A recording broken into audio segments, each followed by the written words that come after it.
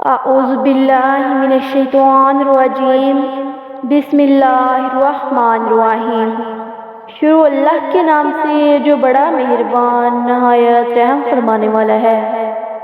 السلام علیکم ورحمۃ اللہ وبرکاتہ۔ پیارے دوستو، آج کی اس ویڈیو میں ہم آپ کو بتائیں گے کہ حضرت آدم علیہ السلام کتنی مدت جنت میں ٹھہرے۔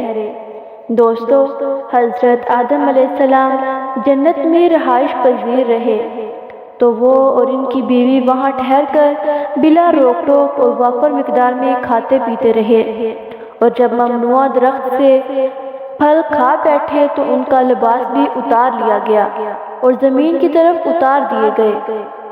اب اس بارے میں اختلاف ہے کہ حضرت آدم علیہ السلام کتنی دیر جنت میں ٹھہرے۔ بعض نے کہا ہے کہ دنیا کے دنوں میں سے ایک دن کا کچھ حصہ ٹھہرے۔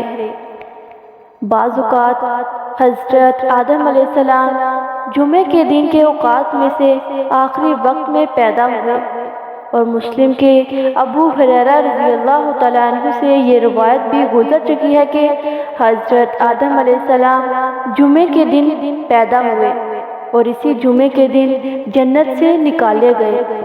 حضرت آدم علیہ السلام جس دن پیدا ہوئے اگر اسی دن نکالے گئے اور ان کی مقدار دنیا کے دنوں جیسی ہے تو نتیجہ یہ نکلتا ہے کہ وہ دنیا کے دن کا کچھ حصہ جنت میں مقیم رہے۔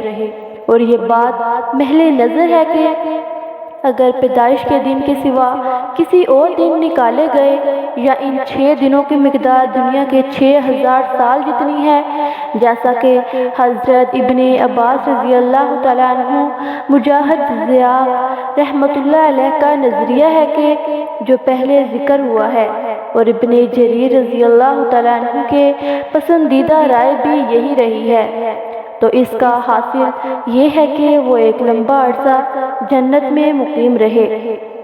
ابن جریر رضی اللہ تعالیٰ عنہ نے کہا کہ آدم علیہ السلام کا جمعہ کے دن اس کی آخری گھڑی میں پیدا ہونا معروف و معلوم ہے، اور اس کی ایک گھڑی کی مقدار 80 سال 4 ماہ بنتی ہے۔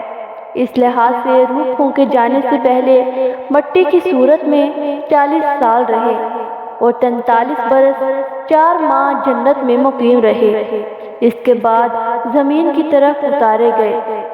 دوستو، حضرت عطا بن ابی رباح سے مروی ہے کہ حضرت آدم علیہ السلام زمین پر اتارے گئے تو ان کے پاؤں زمین پر اور سر آسمان میں تھا۔ پھر اللہ نے ان کا قد کم کر کے 60 ہاتھ کر دیا تھا۔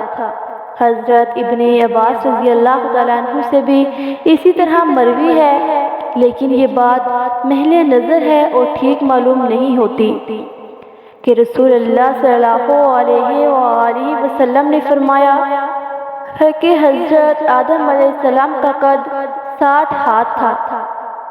اس حدیث کا مقتضا یہ ہے کہ حضرت آدم علیہ السلام پیدائش کے وقت 60 ہاتھ سے زیادہ لمبے قد کے نہیں تھے، اور ان کی اولاد کی قد میں اب تک کمی ہو رہی ہے۔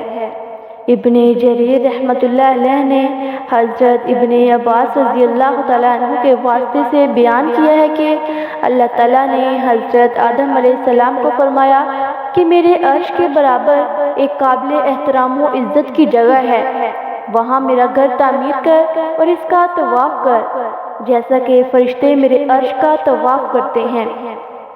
بس اللہ نے ان کے ساتھ ایک فرشتہ بھیجا جس نے حضرت آدم علیہ السلام کو وہ جگہ دکھائی اور حج کا طریقہ سکھایا، اور بتایا کہ آدم کا اٹھایا گیا ایک ایک قدم اللہ تعالیٰ کے قرب کا درجہ بنے گا۔ دوستو، اور انہی کی روایات ہے کہ زمین میں سب سے پہلے حضرت آدم علیہ السلام کو دنیا میں جو چیز کھانے کو ملی وہ یہ تھی کہ حضرت جبرائیل علیہ السلام ان کے پاس 7 دانے گندم کے لائے۔ حضرت آدم علیہ السلام نے پوچھا یہ کیا ہے؟ حضرت جبرائیل علیہ السلام نے کہا کہ یہ اس درخت میں سے ہے جس کو کھانے سے آپ کو روکا گیا تھا۔ حضرت آدم علیہ السلام نے پوچھا اب اس کو کیا کرنا ہے؟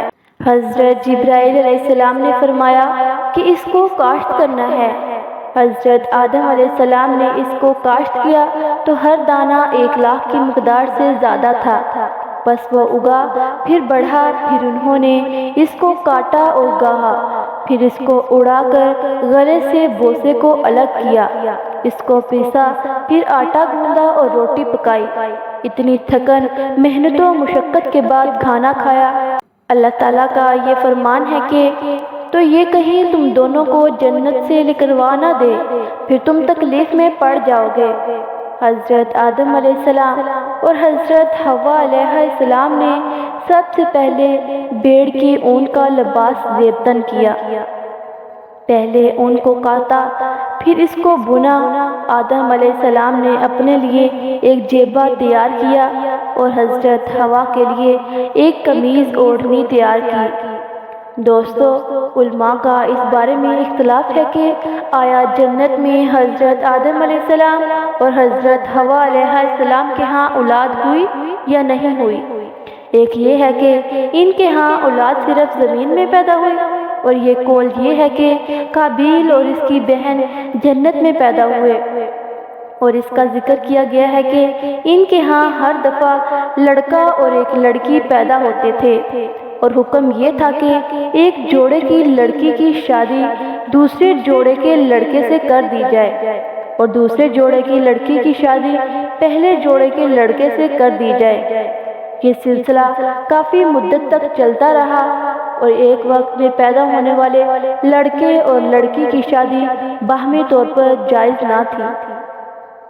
دوستو، اگر آپ کو ہماری ویڈیو اچھی لگی ہو تو ہمارے چینل کو لائک کریں، سبسکرائب کریں اور ساتھ لگے بیل آئیکن کے بٹن کو پریس کریں تاکہ ہر نئی آنے والی ویڈیو آپ تک بآسانی پہنچ سکے۔